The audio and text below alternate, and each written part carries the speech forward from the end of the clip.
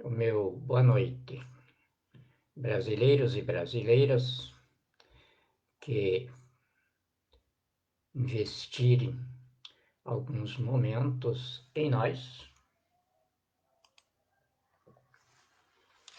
a nossa bênção. A finalidade única da espécie humana na criação é procriar, sobreviver, raciocinar. Imagina essa balbúrdia toda que a humanidade apronta. A finalidade única dela. Na criação inteira, não interessa o sistema dimensional em que ela tenha aparecido. A finalidade dela é essa, é procriar, aumentar a espécie, sobreviver. Na sobrevivência quer dizer progredir para qualidade de vida. E raciocinar. Raciocinar para se manter em corpo social da espécie. Esse trinômio externo ao existencialismo humano é regido pela percepção, instinto e memória, e operado pelo estímulo, ação e satisfação. A pessoa sente o estímulo instintivo da fome ou da sedução e então parte para a ação. E a ação é sempre para uma espécie de satisfação. Por conseguinte, a nossa determinante genética natural é a codificação biomagnética desse trinômio nuclear da nossa estrutura físico-mental.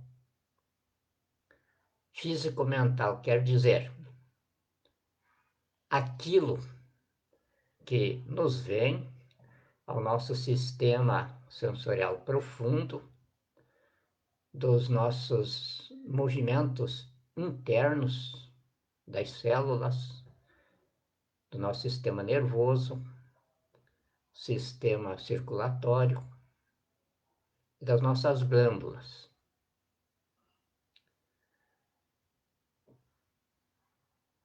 Então, essa determinante genética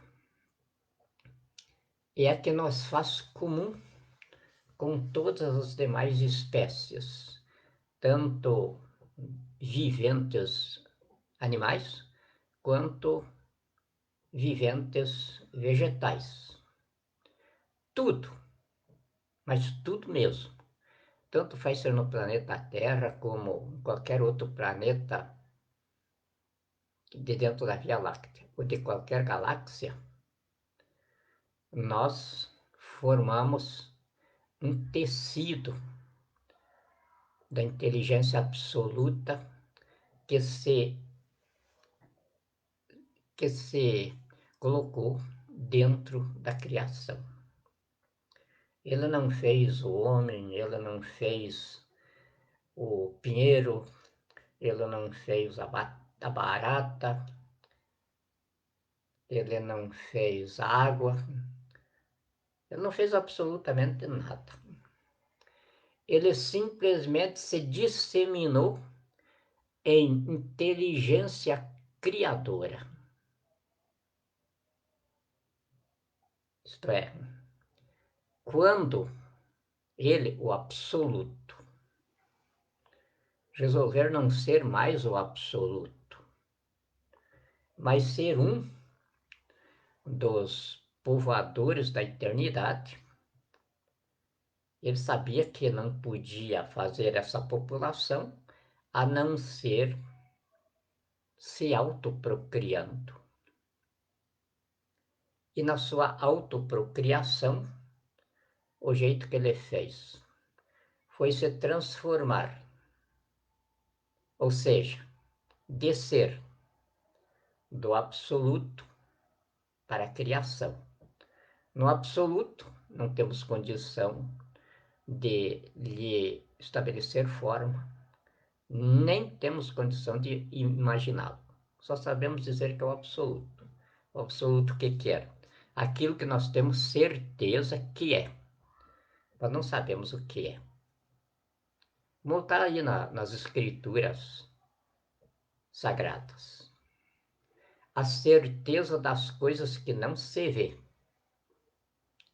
e a convicção daquilo que se espera. É a definição do absoluto. E como é uma definição de milhares de anos passados, ela nos ensina que a inteligência do ser humano demora muitos e muitos milhões de anos para ir galgando posições e vencendo um curso e passando para outro. Se não fosse assim, nós estabeleceríamos uma criação passageira e não saberíamos explicar depois o que seria dela. Então é aquilo que os teólogos, não essa bicharada que está aí proliferando que nem barata em esgoto, se chamando de teólogos, pastores. Eu já não fui doutorado aí nos evangélicos, porque não quis, jamais eu ia fazer uma coisa dessa, mas senão estava dito de pastor, de tudo, já tinha, porque me oferece quase todo dia. Coitado, eu fico com muito dó deles. E então, nessa caminhada que a humanidade faz, vocês imaginem, de milhares de anos atrás, uma definição sobre o absoluto, ela não foi superada ainda. Se nós vamos ver as profecias, também nada foi superado. Desde o Gênesis de Moisés, permanece tudo latente. Inclusive, isso eu aprendi em ciências políticas, em grau de doutorado. Mestre, grande doutor em ciência política, história, ele ensinava. Quer Moisés tenha recebido o constitucionalismo de Deus, como ele afirma que recebeu, quer tenha saído da cabeça dele, o fato é que a nossa inteligência de seres humanos terráqueos não ultrapassa o que Moisés estabeleceu. Nós podemos chegar com doutorados até o constitucionalismo na área da ciência política e ciências sociais. Então, dizia ele, ou ensinava ele, por que nós não acreditarmos que ele recebeu isso de Deus? Não precisa nós nos submeter ao Deus de Moisés. Podemos ficar cada um com o seu Deus, mas acreditando que o Deus de Moisés inspirou a ele o constitucionalismo. O constitucionalismo supera a inteligência científica, supera a inteligência matemática. Ele pode ser considerado como o absoluto da razão humana tridimensional. Na multidimensionalidade isso se modifica, porque na multidimensionalidade A mente do ser humano é multidimensional, não é tridimensional. Ou seja, ela é expandida para uma área muito maior no centro da inteligência da criação. Então se modificam as coisas, mas não interessa para nós agora, porque seriam palavras ao vento começar a falar de uma coisa que a nossa mente tridimensional não consegue entender. Seria o que o apóstolo Paulo ensinava. Falar a língua dos anjos significa mostrar arrogância e humilhar quem nos ouve. Porque quem está a serviço do seu semelhante, ele procura primeiro saber o grau de recepção intelectual que ele encontra no seu semelhante. E aí transmitir o que ele tem para transmitir de forma que o seu semelhante entenda. Também é uma lição de Paulo que nós não superamos. A ciência política não supera, é isso aí. E por que que os demônios encarnados, quando adquirem um certo volume de encarnações aqui, eles imediatamente dominam o mundo, como dominaram agora neste momento? Justamente porque os demônios têm essa habilidade. Eles não são inteligentes, eles são só astutos. E a astúcia deles é movimentada pelo sistema sensorial, pela emoção. Eles não são racionais, são só emotivos. E a humanidade, quanto mais primária, mais emotiva ela é. Porque é a emoção que mantém a espécie em procriação. Depois, através das gerações, é que vai predominando a razão, a lucidez, o bom senso, e aí vai se gerando o ser espiritualizado. E que nós estamos agora nesse degrau, já no limiar da geração biointelectual, que nasce para morrer, ou seja, só para formar um invólucro biológico para um espírito mais desenvolvido. E estamos adentrando agora a era intelecto espiritual. Vencemos a primeira. Somos um invólucro biológico, constituído físico-quimicamente, ao ápice do que a Terra tem para oferecer na procriação animal.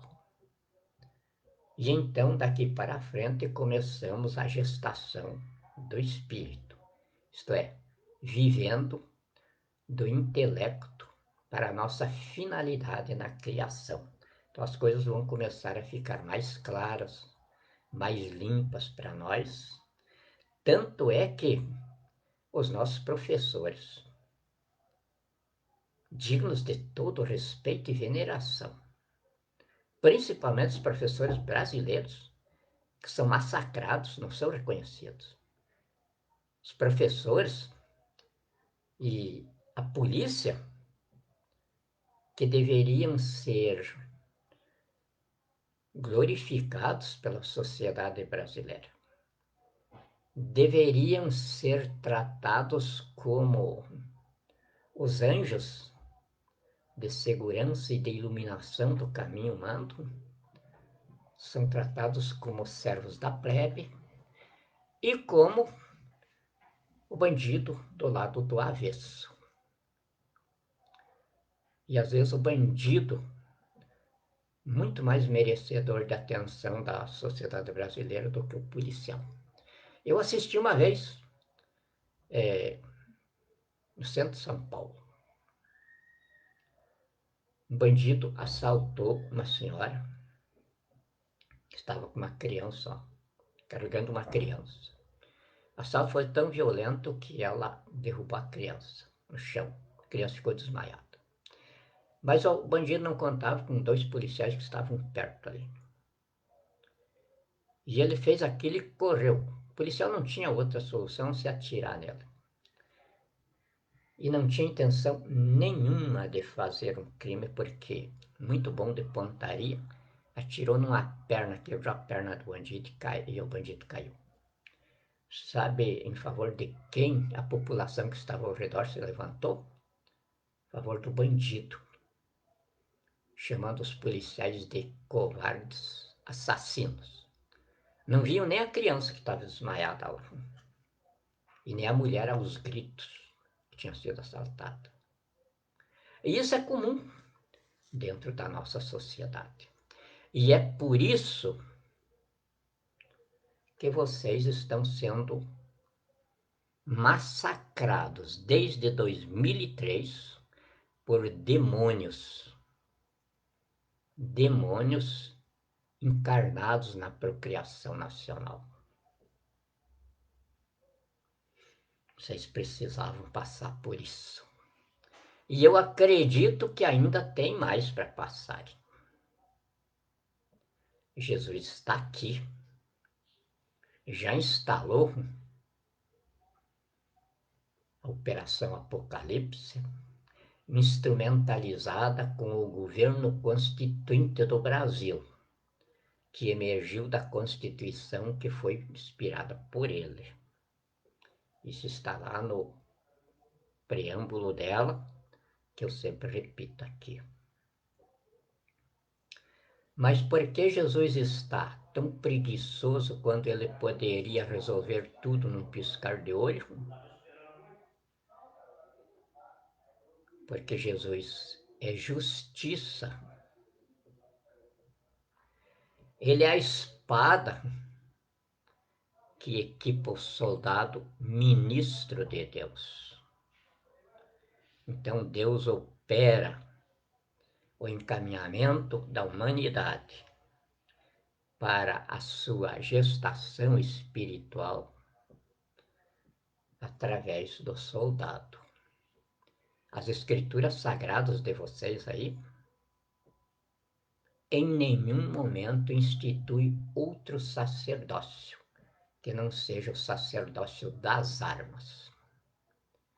O soldado é ministro de Deus, que não porta a espada para bonito, mas porque é vingador para eliminar os maus em segurança dos bons.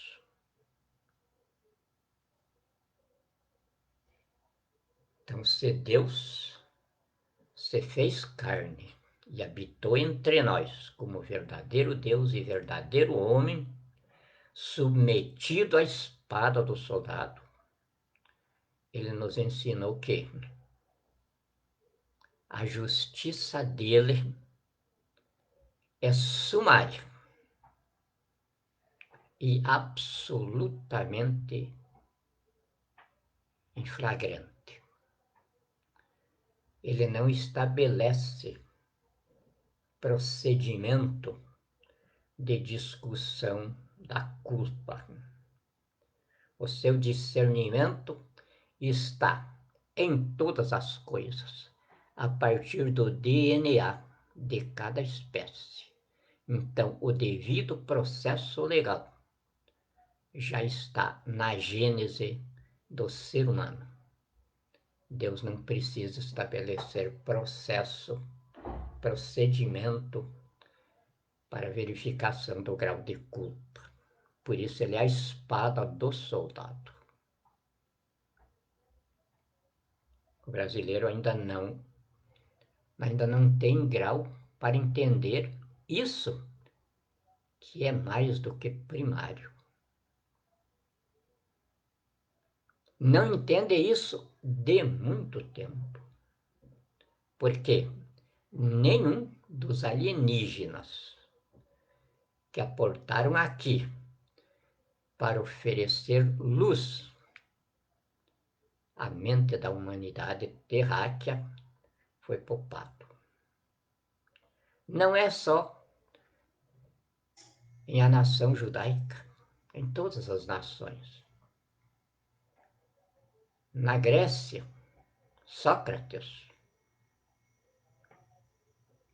luminário, era um alienígena. E o que fizeram com Sócrates? Mataram. E mataram com tanta tortura, com tanta violência, que ele não resistiu aos rituais do extermínio dele. Quando o Carrasco se aproximou com a cicuta, ele tomou a cicuta da mão do Carrasco e bebeu, imediato. Jesus também fez a mesma coisa. Depois de ter suado sangue, pense um pouco nisso. Um homem suando sangue, depois de ter dado vida para todos os que dele se aproximavam pedindo isso. Depois de ter espalhado saúde e ensinado, suou sangue. E então chegou ao seu limite de um verdadeiro Deus, homem. Chegou a implorar para o absoluto: se eu não estiver pedindo muito, passe de mim este cálice. Mas imediatamente se penitenciando: mas não me ouça.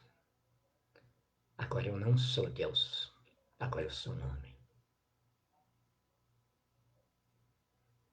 E é claro, Deus não passou o cálice dele, nos dando a lição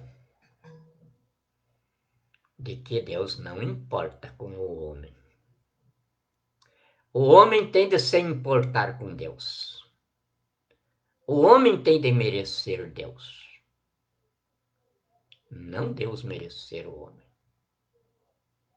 A grande lição de Jesus, como homem, suando sangue, chegou ao seu limite.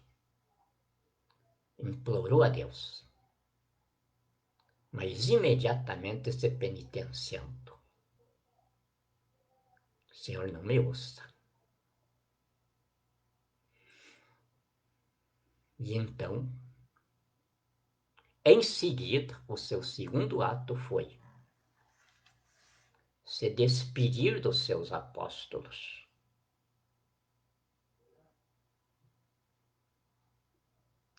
E aí dizer para Judas: Judas, vai fazer de uma vez o que você tem de fazer.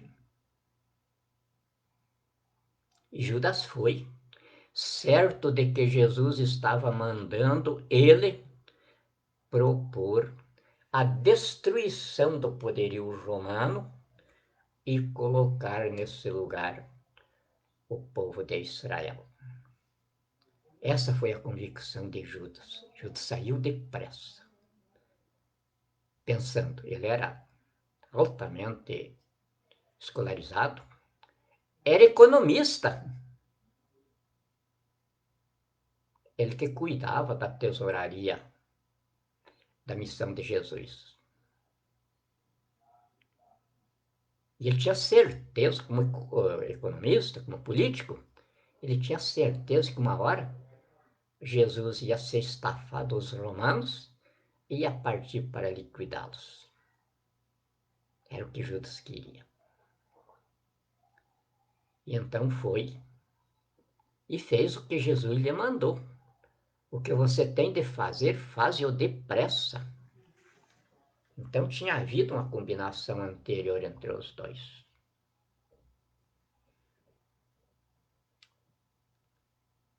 E Jesus, como diz a notícia,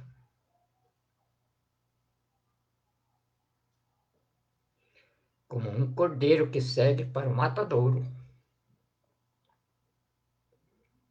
não abriu a sua boca. Porque ele se portou assim para nos ensinar o que ele já tinha ensinado para os seus apóstolos. Aquele que se convencer de que adquiriu o grau de mestre, então se preparou para ser o servidor da sua nação.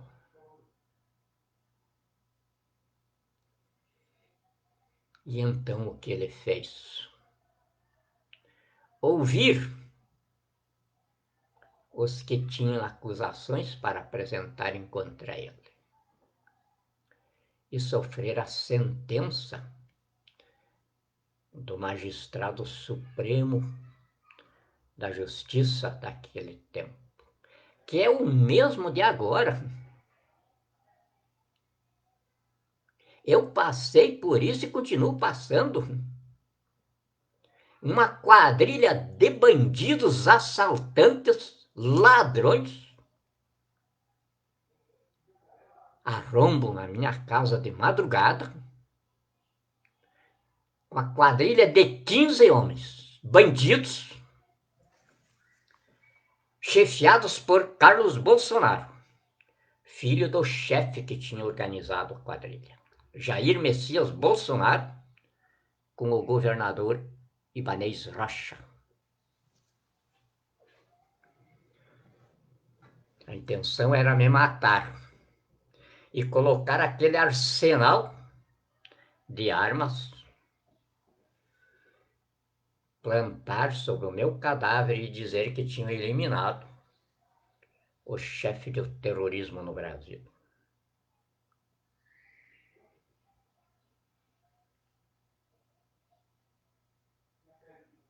Tiveram a cabeça desconstruída pelo tipo de crime que tinham arquitetado, e aí, não podendo executar o objeto principal do assalto, transformaram o assalto, ou seja, executaram a segunda parte, que foi o roubo de tudo que encontraram de valor.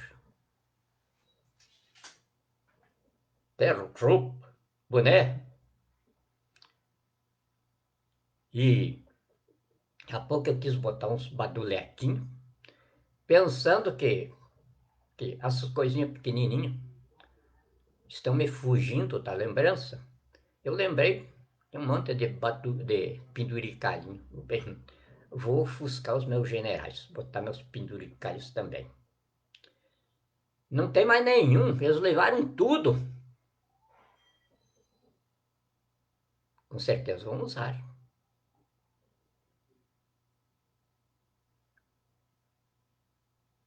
Mas eu não me sinto um privilegiado diante de Jesus, não.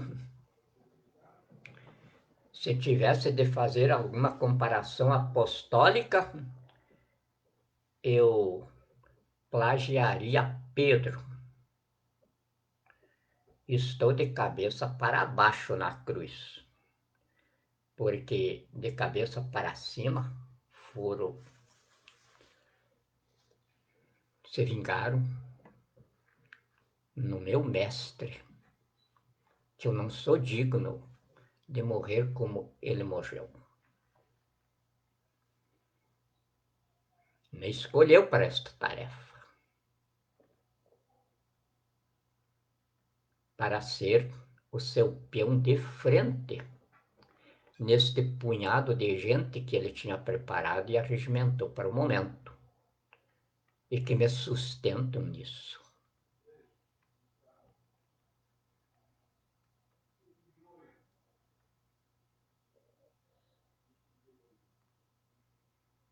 Mas,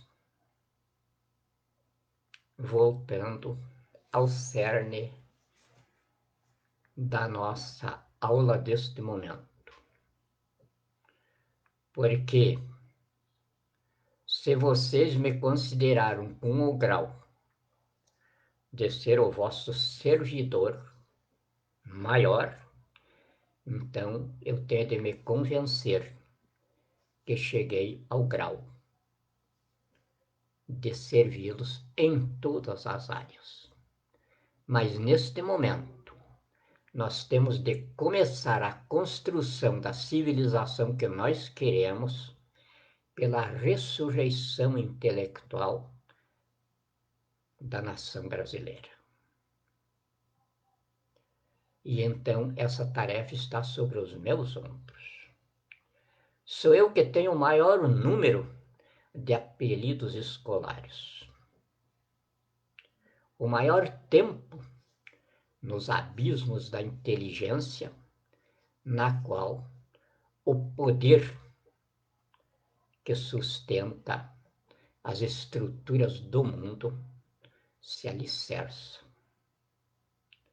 Fomos nós que acabamos com cortina de ferro, com Guerra Fria, com União Soviética, com todos os regimes totalitários do mundo, para evitarmos que a humanidade tivesse desaparecido da face da Terra com a Terceira Guerra Mundial, que seria termonuclear. Varreria a vida da face da Terra. Mas eles não pararam com isso. Naquela época, dizia-se que os arsenais em prontidão para disparo matariam a Terra 32 vezes. Hoje, não se tem dados precisos, porque surgiram muitos, ou seja, mais alguns nesse campo, com produção termonuclear que nós ainda não contabilizamos. Mas pelo que nós temos contabilizado, a nossa conclusão é de que matariam hoje a Terra numa hecatombe termonuclear 58 vezes no mínimo. Um assassinato nessa proporção nuclear deixaria a Terra sem vida por um período mínimo de 96 milhões de anos. São cálculos matemáticos. Não quer dizer que isto fosse se realizar. E não se realizaria pelo seguinte: a Terra está 1 centímetro e 45 milímetros fora do eixo. Por isso ela está trepidando, ela não gira, ela trepida. E na trepidação da Terra acontecem todas essas catástrofes que estão acontecendo, inclusive climáticas e tudo, que culpam a humanidade por isso. A humanidade não tem condição de fazer um estrago na Terra a essa proporção. Mas ao longo da sua história, ela produziu isso. E dado também as transformações físico-químicas da Terra, como o planeta bebê da Via Láctea. Ela recém atingiu a sua idade infantil e passou agora para a idade adolescente, onde ela já começa a se firmar no seu leito cósmico dentro do espaço da Via Láctea. Começa então a aparecer na comunidade de planetas vivos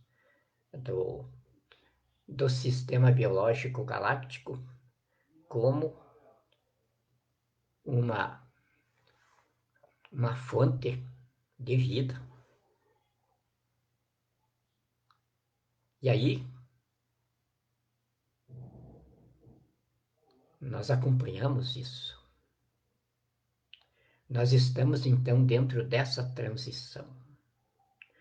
Além do nosso desenvolvimento natural, nós ainda estamos nessa balbúrdia da autoconstrução da Terra, dentro da autoconstrução da Via Láctea, que está dentro da autoconstrução do universo.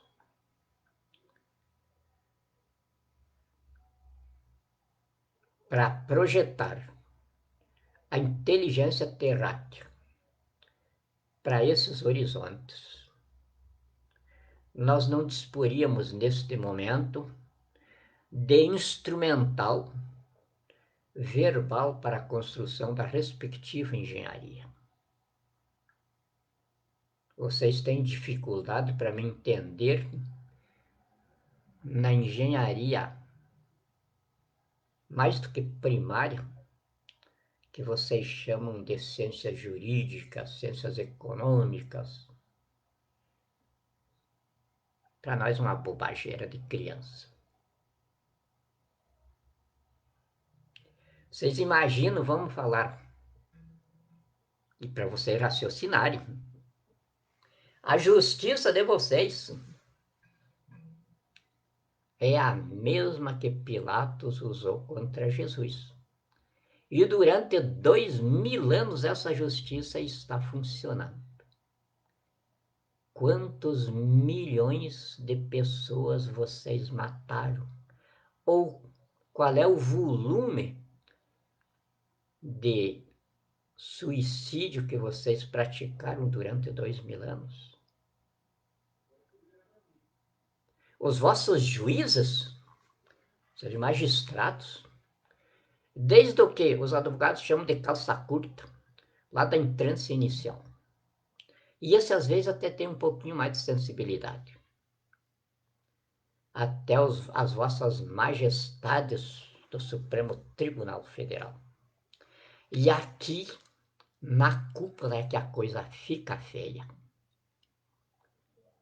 Os magistrados supremos são incapazes de proferir, de prolatar uma decisão da cabeça deles. Eles se baseiam na jurisprudência. O que é jurisprudência? São convenções dialéticas que eles convencionam que aquilo é uma verdade racional insuperável. Mas quem é que faz isso? Hoje, 11 magistrados contra 217 milhões de brasileiros.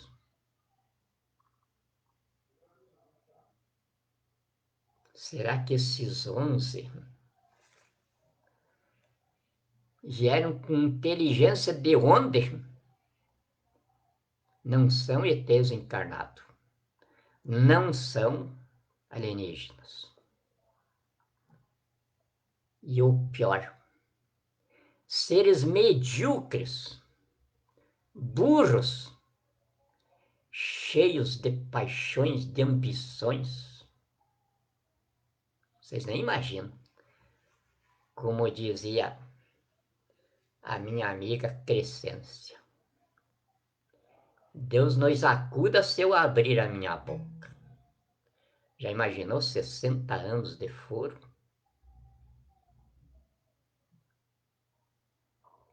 Que eu vi. E agora, desde 2005, empenhado nas entranhas do poder dentro de Brasília para tirar a nação desse inferno. O que eu sei do Supremo Tribunal Federal. Essas 11 iminências que o meu general lá de Minas, sem o meu apoio, mas confesso com a minha admiração, disse: venham me prender, que eu vou peneirar vocês na bala. Prenderam o deputadinho miserável ali. Por que não prendem o meu general lá? E ele foi tão esculachado que ele disse que estava defendendo Jair Messias Bolsonaro. Para esculachar mesmo. Porque o militar, quando ele entra na parada, com aquele ânimo, ele traz à tona todo o estrume que está nos fundos da latrina de onde ele surge. Eu não apoio, mas no discurso do meu general, eu senti a vibração de 217 milhões de brasileiros que sofrem 94 assassinatos por dia nos corredores de extermínio do SUS. 174 assassinatos por dia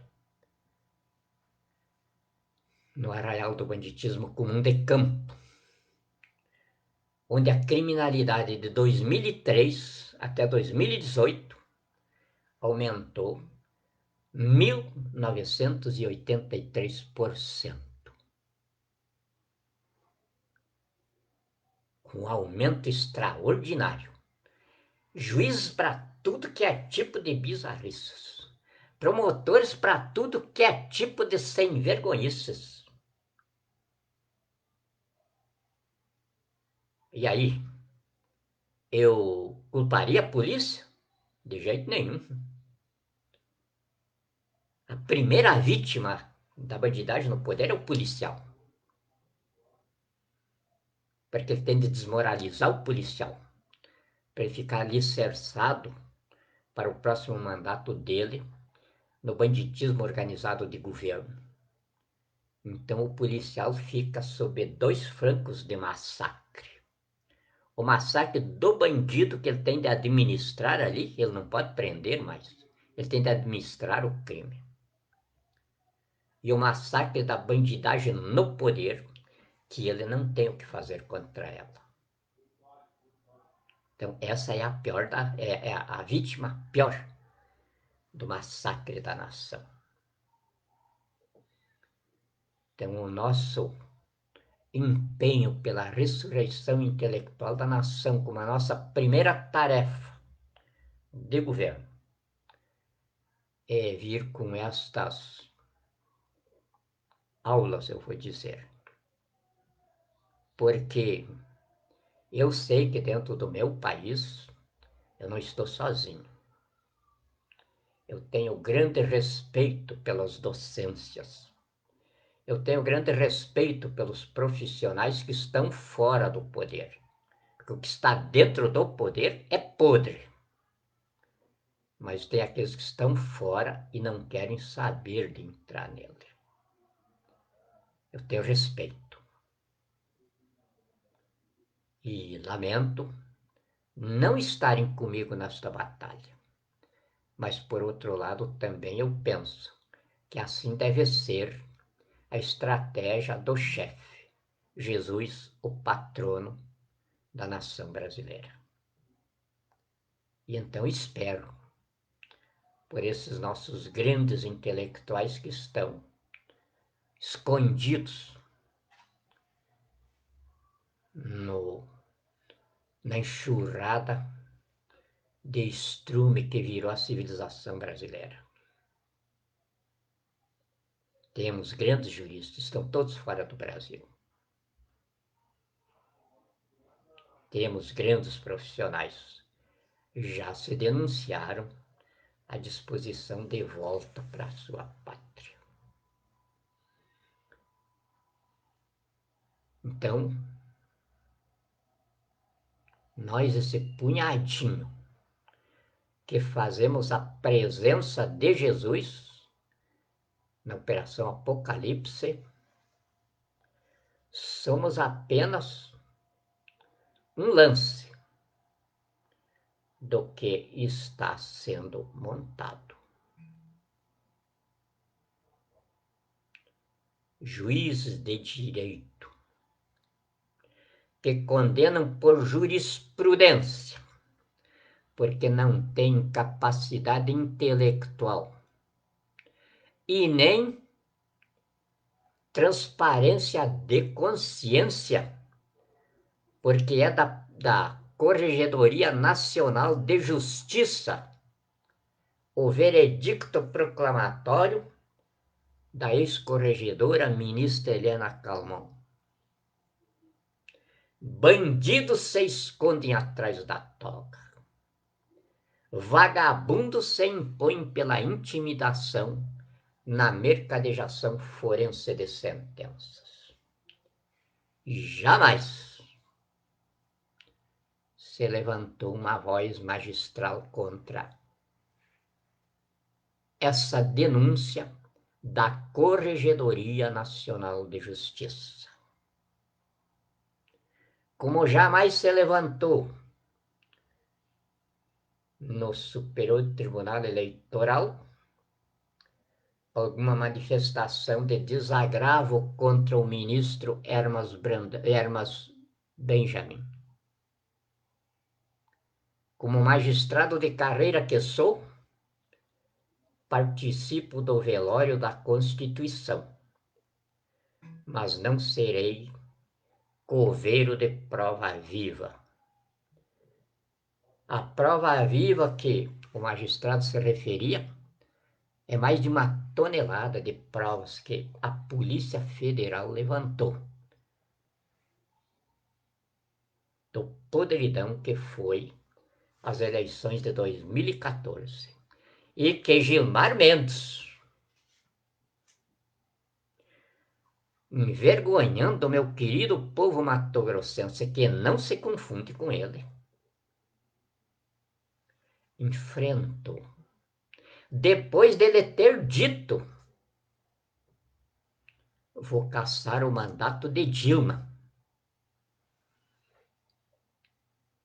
Vivemos uma cleptocracia, com o país transformado num sindicato de ladrões.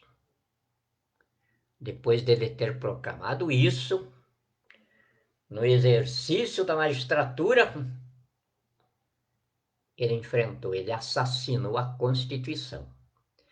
E isso fica muito grave para o senhor ministro, porque ele se diz professor de constitucionalismo. Tem até um instituto para ensinar isso. Só que na prática, ele faz dos seus doutorandos aqueles sepulcros caiados que preferem não aprender a ler a Constituição. Eu não estou ofendendo ninguém. É o que está aí na minha frente, eu estou lendo. Eu estou fazendo uma leitura do corpo de delito do país. E esse corpo de delito do país tem a prova material na qual eu sou a vítima. E eu sou a vítima encarnando o povo no exercício direto do poder. Então, é a nação brasileira vítima nesse corpo de delito do país que está sacramentadissimamente provado. Eu fui a vítima. Juízes de direito, da Justiça Comum e Federal, desembargadores, procuradores da República, promotores de justiça,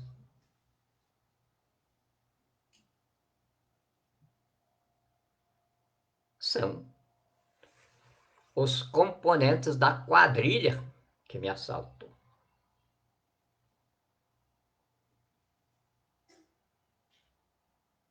registrando para a história o que a Corregedora Nacional de Justiça denunciou. Bandidos escondidos atrás de mandato, roubando par de botoaduras, pregador de gravata, roupa, celulares, computadores, ladrões pé de chinelo. Não honram nem a própria marginalidade na qual se aventura.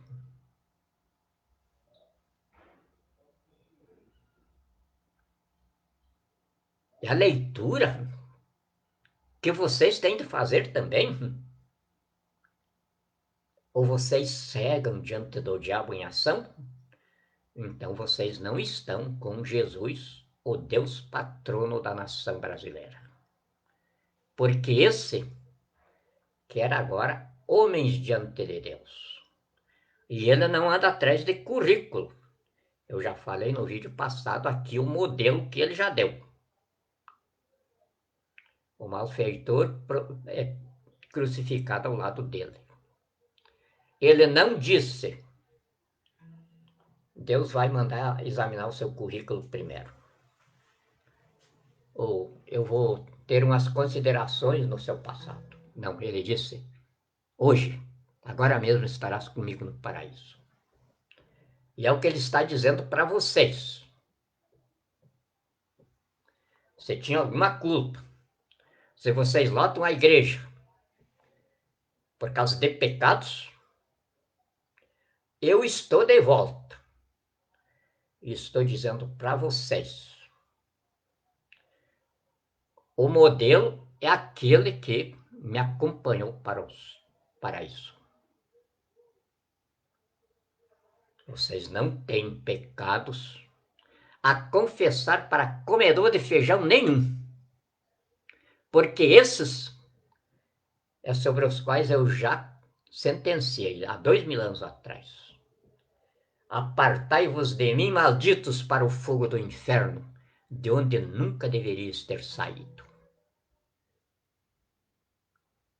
Comigo hoje está o soldado ministro de Deus, portador da espada, para exterminar os maus em segurança dos bons. São esses que Deus elegeu para libertar a terra do reino do diabo.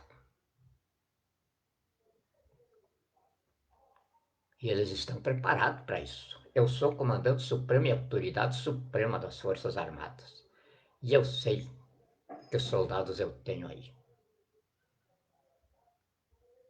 É só vocês ouvirem o meu general, comandante lá de Minas Gerais. Avaliem. E por acaso os magistrados tomaram alguma providência contra ele? Se não tomaram nenhuma providência contra ele, então está decretada a soltura de todos os que estiverem aprisionados, porque todos serão vítimas, ou seja, são vítimas no mesmo pé de igualdade de Jesus pregado naquela cruz. Eu não estive na cruz, mas estive 9 dias. Eu acredito que em situação idêntica, porque era para me matarem. Quem me socorreu? Aqueles que estavam lá como bandidos. Eu não acredito, então, de jeito nenhum, que eu estava numa jaula cercado de bandidos em igualdade de condição. Um pouco melhor, porque eu estava ali para ser assassinado.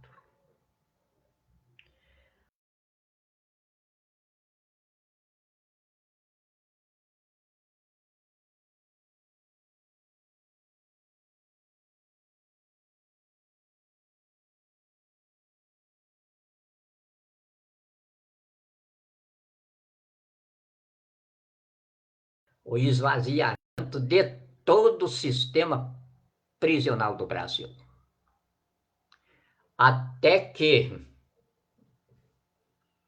Jesus, o comandante deste momento, se convença de que nessa população tenha algum bandido que não foi fabricado pela bandidagem no poder. Porque eu aprendi na escola, e todo policial, e todo magistrado que queira ter alguma competência profissional tem de aprender, porque a lição é comum a todos. Para tirar os bandidos da rua, você tem de tirar do poder aqueles que nas respectivas investiduras de autoridade produzem a degeneração moral que os gera. Eu não tenho estatística no mundo da marginalidade comum dos crimes e do podridão que eu tenho colecionado no seio do poder. Dizer partindo da magistratura? Para quê? Você foi à Corregedoria Nacional de Justiça que já disse: bandidos se escondem atrás da toga. Vagabundos se impõem pela intimidação na mercadejação forense de sentenças. Foi dizer o quê? Já está dito. Corregedoria Nacional de Justiça. Instituição máxima da magistratura. Mas por que ela disse e não agiu? Porque, como disse a própria corregedora, o sistema mata. O sistema não deixa. Então eu tenho de preservar a minha vida. E no preservar a minha vida, eu salvo a minha investidura de magistrada. E assim que completou o tempo, se aposentou. Claro que a tinham matado. Quantos magistrados já mataram? O que estava no comando da Lava Jato. E o que aconteceu quando tiraram o magistrado que comandava os processos ali? Foi uma revoada imediata dos bandidos que estavam encarcerados. Porque os magistrados excelsos não consideram um roubo o assalto aos cofres públicos que transformou a economia brasileira num resto de falência do tamanho econômico do país de 1940, sob uma dívida pública que, incluindo os efeitos colaterais, calculamos que está entre 7 e 9 trilhões de reais. Isso resta confirmado porque em um ano Jair Messias Bolsonaro consumiu com 1 trilhão e 500 bilhões de impostos que arrecadou. Imagine o que é 1 trilhão. Onde está esse dinheiro? Foi roubado, senão ele devia estar empregado em alguma coisa. E além disso, mais 1 trilhão e 800 bilhões da miserabilidade da nação por causa desse 1,5 trilhão que a nação produziu de impostos. Porque eu aprendi em ciências políticas, aliás, em ciências econômicas. quando a corrupção se sublima a arrecadação tributária, a economia não tem mais suporte de riqueza real para se manter. E foi o que aconteceu. Agora não tem mais nada. Agora eles estão vendendo a Petrobras, vendendo a Eletrobras, as usinas aí. Eu já notifiquei o mundo inteiro,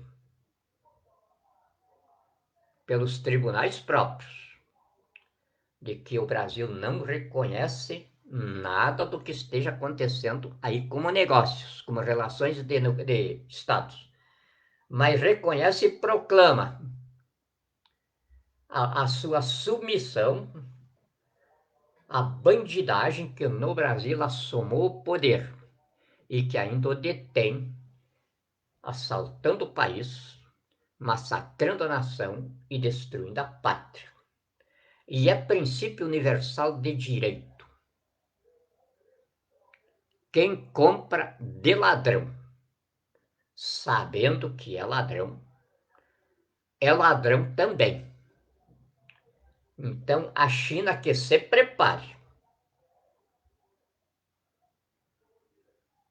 Mas dentro do Brasil ela não vai emplacar o que ela faz lá. E se a minha voz chegar até os chineses, eles que se lembrem de Li Linqi. Coloquem isso na fronte. Linqi. Porque nós vamos falar muito nesse nome. Deus vos abençoe e vos guarde, minhas queridas, meus prezados. Eu tenho de ser enérgico em Jesus, o chefe. Senão eu não faria dos homens do meu país os homens que ele espera que sejam, porque senão ele não estaria aqui, eu estaria em algum outro lugar. Então Jesus está dizendo que nós somos os melhores. E eu estou na vitrine para representar isso. Então, me encarem por esta função. Me encarem por esta posição. E pela leitura que eu faço do corpo de delito do país. Eu não estou me dirigindo a nenhuma pessoa em particular.